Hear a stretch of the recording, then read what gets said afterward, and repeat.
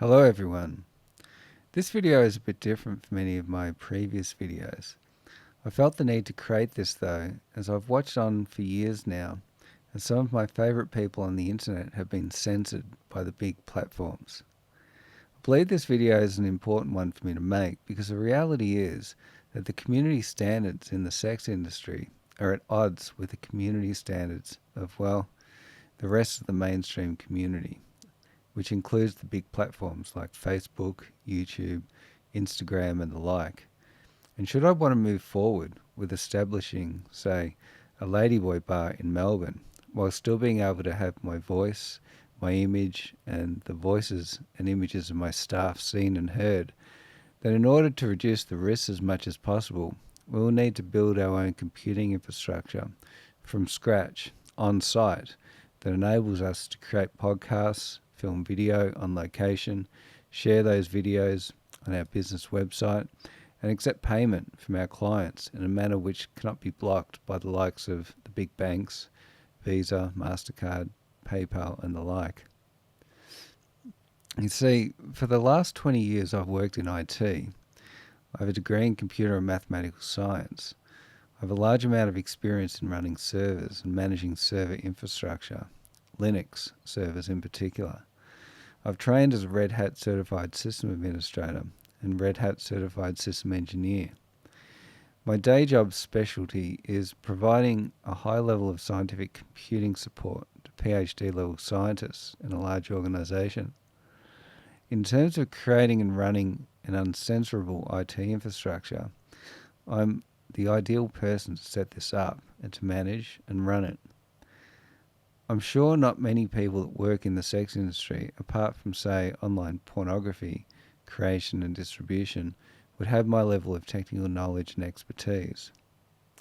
At a high level, in terms of what I would like to set up is, number one, a high quality YouTube-like platform for the creation and sharing of videos by myself, my business partner, and by our Ladyboy staff. The platform enables sign-ups, likes, comments, sharing, and all the functionality of YouTube. 2. A high-quality business website. 3. Underlying databases to store all the comments, likes, posts, and so on from everyone involved in the business. 4. An encrypted chat platform with the same functionality as Telegram that enables secure communication between myself, my Ladyboy staff, and our clients. 5. Open source peer-to-peer money, an uncensorable payment rail that uses Bitcoin for all online incoming tips, payments, etc. from our clients to my Ladyboy staff members, which is then converted to Australian dollars via services like coinjar.com.au. 6.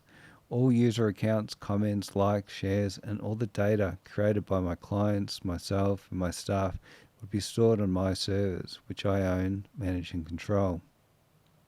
7. A Dovecot email server with email addresses for all staff of the business.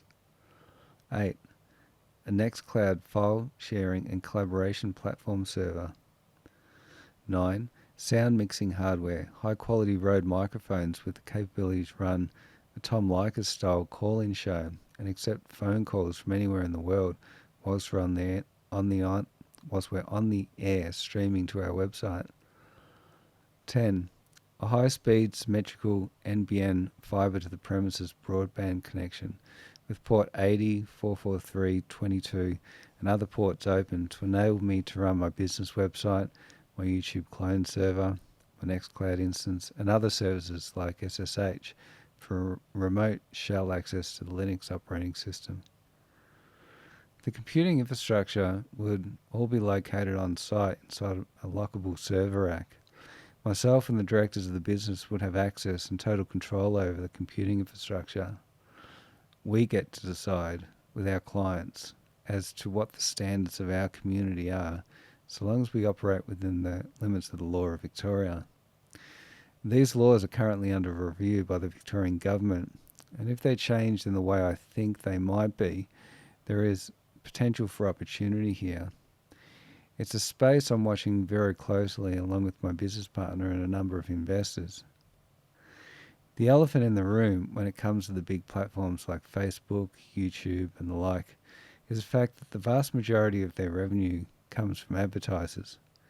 The goals of these large internet platforms is to deliver our eyeballs to advertisers for a fee. The platforms are free because we're the product being sold. Advertisers have strict ideas on what content they consider to be quote unquote advertiser friendly.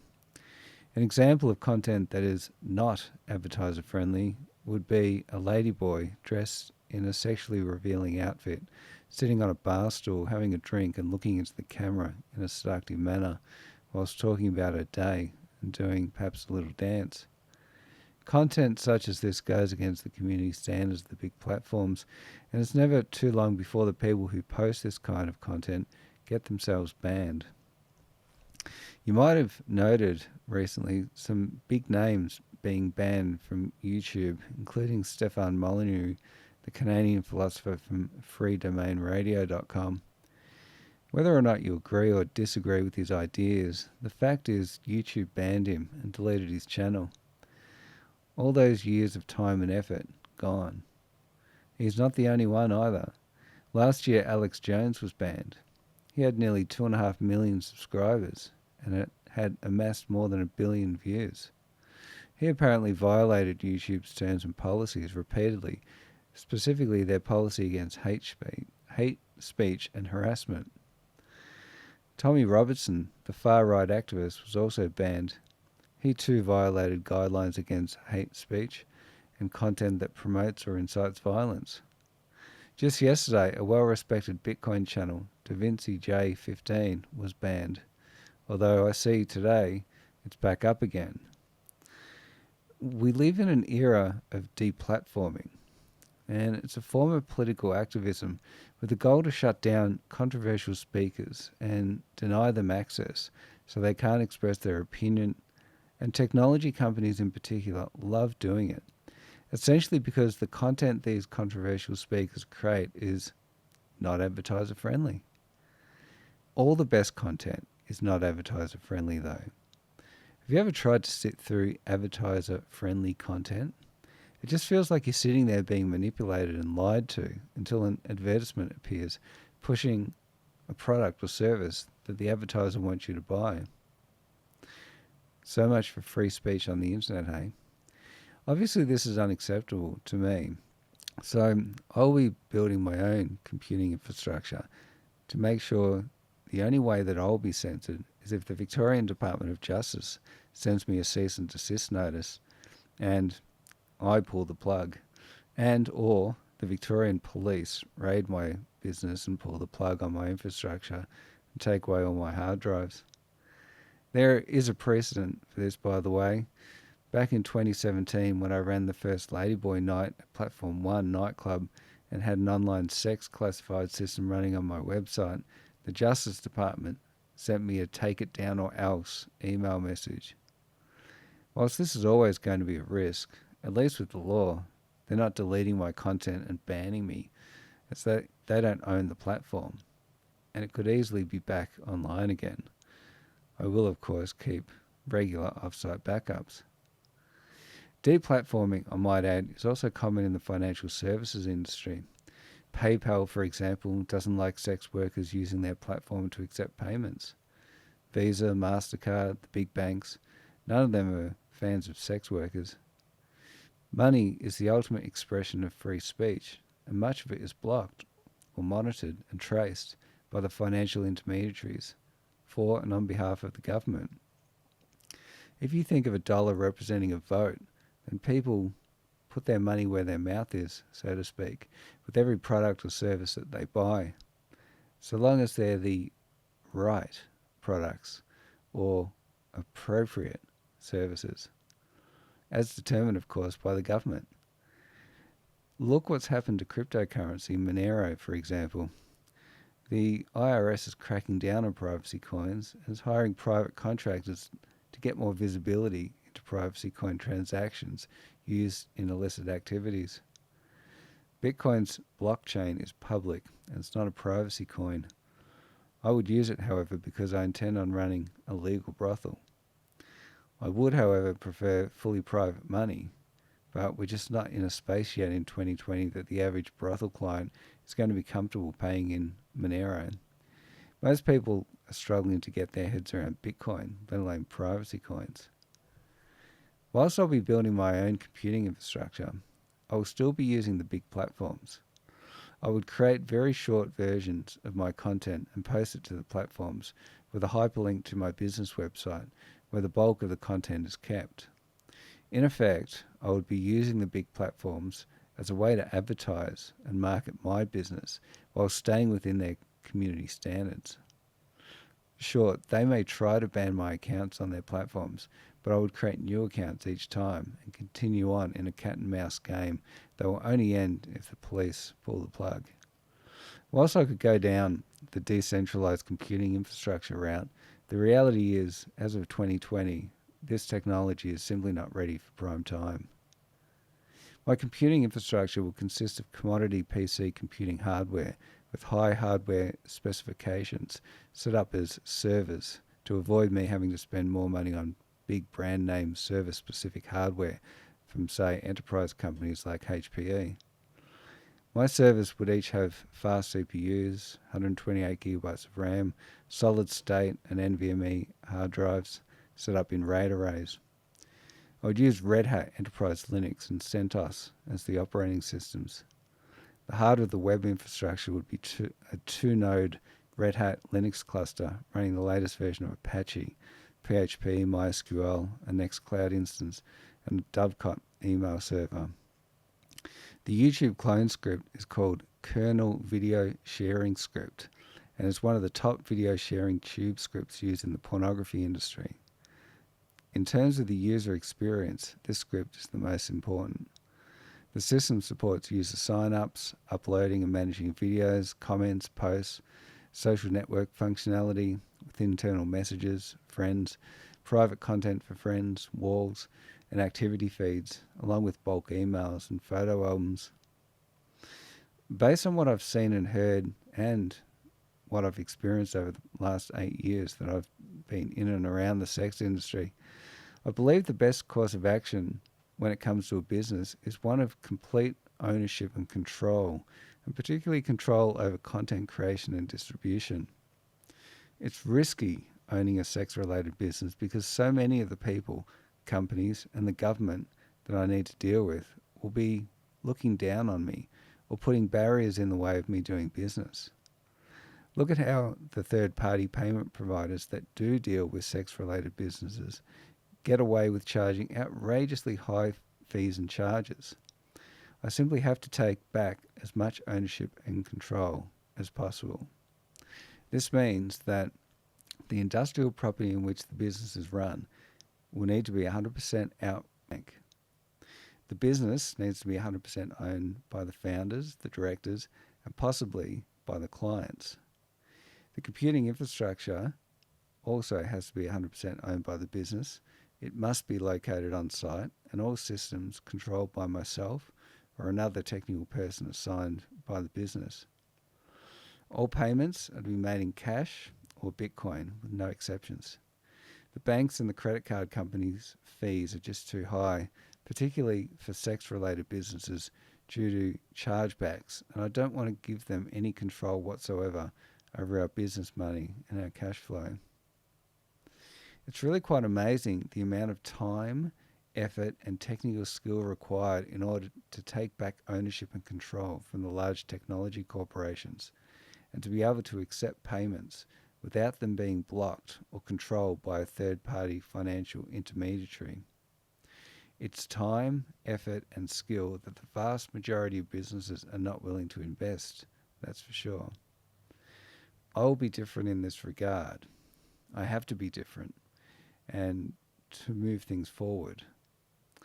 Ultimately, the bottom line is to create a service which is highly valued by the clients of the business, to in effect professionalize content creation, ownership, distribution, and control in my business in the sex industry. Anyway, these are the kinds of things I've been thinking about a lot recently. I have detailed plans and spreadsheets set up, and really at the moment, the most important factor in whether or not I go down this route depends upon the outcome and the recommendations to government of the Victorian Sex Work Review that's currently due to make its recommendations in late October. A number of pieces of Victorian legislation, including the Sex Work Act of 1994, the Planning and Environment Act of 1987, the Public Health and Wellbeing Act of 2008, and Reg 11, Advertising Controls of the Sex Work Regulations 2016, would need to be changed and improved upon in order for me to go into this business. The legislation as it stands is just too restrictive. Ideally, I would like to be able to serve alcohol. I'd like to have Thai Ladyboys working for me, which I would fly in from Thailand. I'd like to create advertising and character-based stories featuring the Ladyboys and create high-quality video on location featuring them and publish these videos on my website. At the moment, the law forbids serving alcohol in a brothel. There is no sex worker class visa, and brothels can't publish or advertise like most businesses can. Councils make it extremely difficult as well to set up a brothel, and the licensing fees are too high, and competition from illegal brothels makes it a very unfair playing field. I'll share an insight that I've had recently with you all. During the years I've been living the single life, I've ran into many issues and potential problems when it comes to the founding of any business that benefits myself or other men in particular. It's incredible how difficult things are in comparison to if I was to say, create a business that catered exclusively to women. It seems the single male, free from the constraints of marriage and commitment, is indeed a very real threat. Think about what I'm pitching to you all. I want to create a Ladyboy brothel in Melbourne. I want to style it after a Pattaya Soy 6 style bar. I want to have it staffed by beautiful young ladyboys dedicated to serving you. I want the ladyboys to be able to serve you alcohol and for you to interact with them at the bar in the same way as you can do in Thailand. I want to offer you alcohol and sexual services under the same roof at a reasonable and fair price. I want the ladyboys to be able to create high quality content on location and to share it with you so you can watch it when you're at home.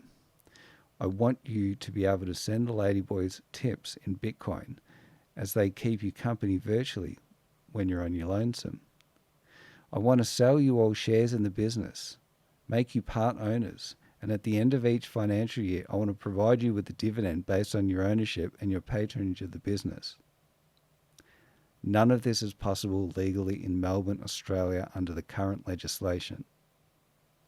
Australia is a democratic country and Melbourne is a vibrant, tolerant city, whilst it's more than possible in Pattaya, Thailand. Thailand, a country run by a military dictatorship. Is that not curious? All the best, everyone. I'm the Pretender.